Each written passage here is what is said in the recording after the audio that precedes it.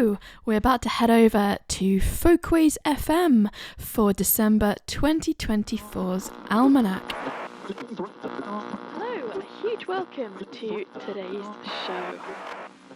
December. Welsh, Rhagfyr, Cornish, Mis Cyfardu, Scots Gaelic, Indoloch, Irish, Minanolog, Manx, Minanolog or Min Gowrie. In Old English, Yule Mōdraniht. The Anglo-Saxons named their months based on the moon, similar to the Greeks and Romans. Yule is related to the Norse Yule or Yule, so December equals the Yule month in early English. In last year's December Almanac, I included this well-known quote from Bede or Bear Day in The Reckoning of Time, where he wrote that the Anglo-Saxons, quote, began the year on the 25th of December when we celebrate the birth of the Lord. That very night, which we hold so sacred, they used to call by the heathen word Mōdraniht, that is, Mother's Night, because we suspect of the ceremonies that they enacted all that night. Now, we don't know much about Modraniht. Bede only briefly mentions it, but based on comparative studies of Germanic pagan traditions, we can make educated guesses about the nature of the festival. It was likely a wider concept of motherhood compared to our, for example, modern Mother's Day, where one Sunday in the year we mainly just focus on our one biological mother, shoving a bunch of tulips under her nose and taking her out for a piece of cake or something. But the Anglo-Saxon Modraniht suggests a ritual or feast dedicated to the ancestral mothers, plural, or female deities. This female theme aligns with the Germanic cult of the matronae, which was widespread in Roman-era Germania and may have influenced Anglo-Saxon beliefs.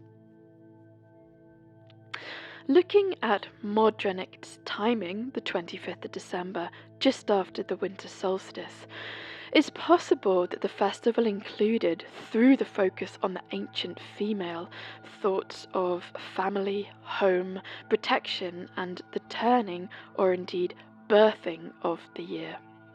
It's really interesting that the 25th of December, Modraniht, was the Anglo-Saxon New Year. The New Year beginning with what might seem quite odd to us, calling on the ancient female, Mother's Night.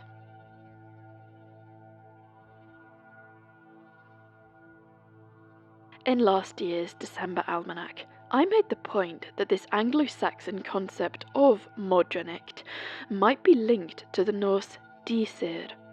The Dísir are supernatural female spirits or deities in Norse tradition, one step lower than the gods. The term somewhat makes me think in some ways of our word fairy, that includes all manner of different beings under that umbrella. But the Dísir are also protectors of the family or clan and are closely associated with fertility, fate, and ancestral lineage. They ensured the prosperity and survival of their kin, a role that became particularly important during winter, when communities were vulnerable to scarcity and other hardships. When you gather around the fire in the long, seeming never-ending nights, thoughts of your ancient family, the line that has led to you, stir in your mind as the flames dance. Nothing is taken for granted.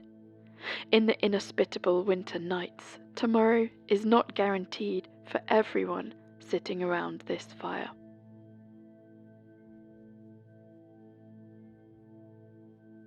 During key moments of the agricultural calendar, with strong associations of late autumn and winter, the Dísir were actively celebrated through something called the Dísablót, a sacrificial ritual performed in honor of these female beings. The Dísablót was performed to ask the Dísir for their guidance and blessings in matters of fate and survival. According to the saga of Olaf the Holy, the Dísablót at Uppsala, Sweden, was conducted in a sacred building called the Hall of the Dísir, suggesting, a designated sacred space. But like other rituals, the Dísablót could also have been performed at outdoor sacred groves or near burial mounds, emphasizing the connection to ancestors and the land. We can't say that the early English Mōdraniht, Mother's Night, and the Norse Dísablót are the same. However, through their very interesting shared themes, a winter blessing on the community and household, through a focus on female lineage and female supernatural beings, we can say that they perhaps represent regional expressions of a broader Germanic tradition, a glimpse into the Germanic pre-Christian mind. Both rituals played a vital role in addressing the existential challenges of winter and fostering community resilience in a sacred form.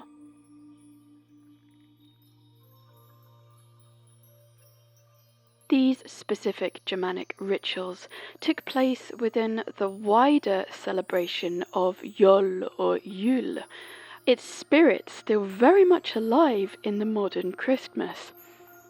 Think of those freezing Germanic forests next time you burn a Yule log on the fire, or perhaps just enjoy it in chocolatey form.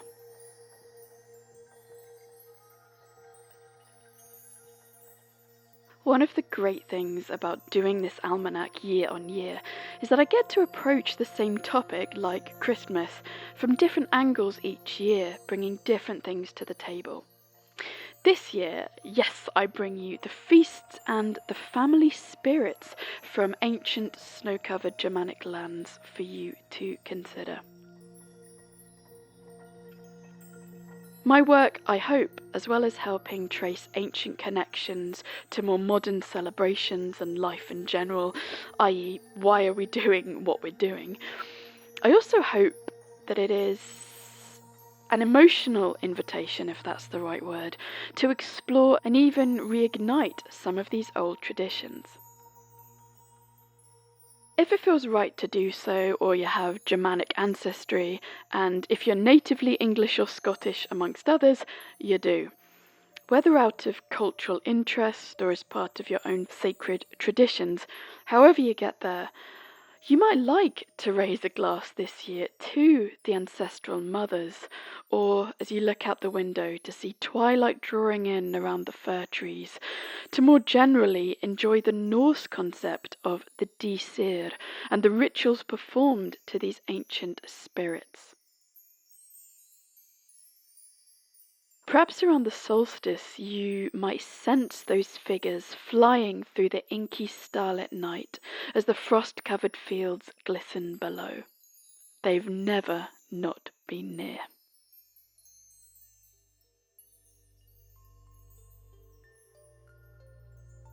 If you woke up in Swansea, South Wales today, you saw the sun rise at 8:05 and set at 16:07, giving days of around just 8 hours. Sunderland, northeast England, sunrise 8:02 and set at 15:39, oh dear.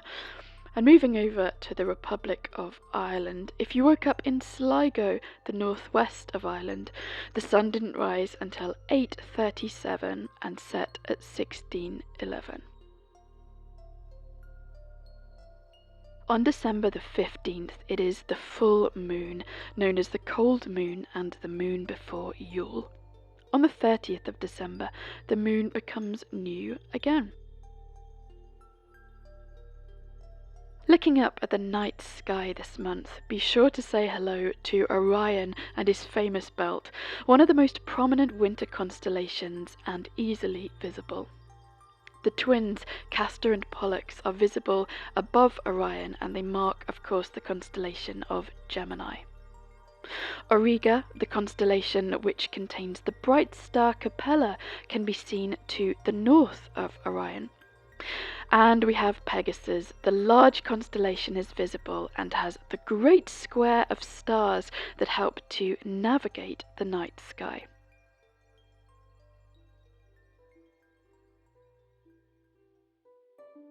Today's place of the month is St Anthony's Well, Cinderford, England, just near the border of Wales.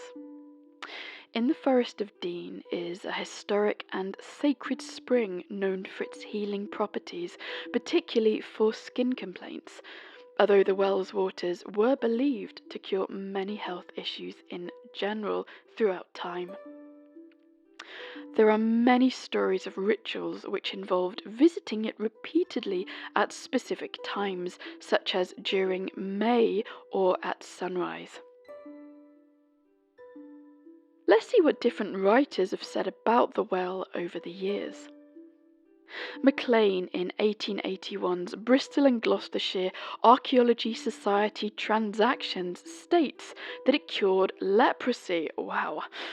Nichols in 1858 in The Forest of Dean, an historical and descriptive account, adds that, quote, its peculiar efficacy being combined with the rising of the sun in the month of May, and the visits to it being repeated 9 times in succession. Palmer in 1994 in his Folklore of Gloucestershire suggested that, quote, 12 visits were needed, with 1 step taken on the first, 2 on the second, and so on. So though that might sound a bit strange at first, what the old folklore is telling us is that multiple exposures to the water may be necessary. So you'll also have heard that it ideally needs to be done in May, the beginning of summer. Sunrise in May. If you've been listening to my work for a long time, you will be able to translate the meaning of that. We often find that what at first seems like a random old wives' tale, if you slow down and look at, in this case, the timing of the day, sunrise, and the timing of the month, May, you will be able to decipher some of the older associations with this place.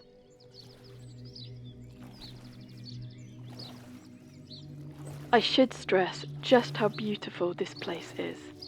It's quite startling to suddenly come across this large bathing pool and also a smaller well designed for someone to drink the water.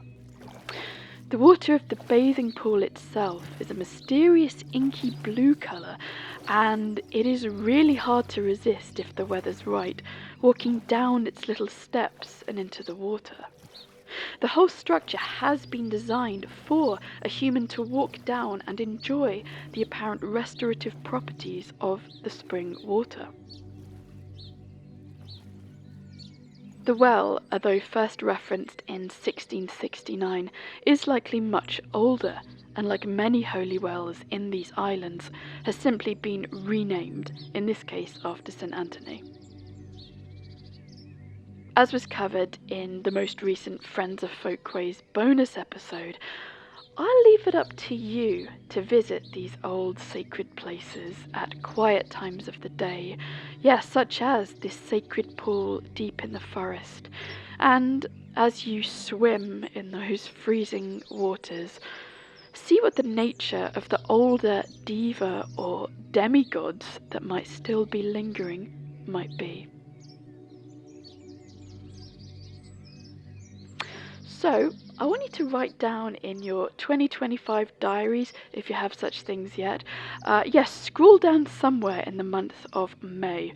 St Anthony's Well, Forest of Dean, times 9, and then brackets, times 12 question mark close brackets.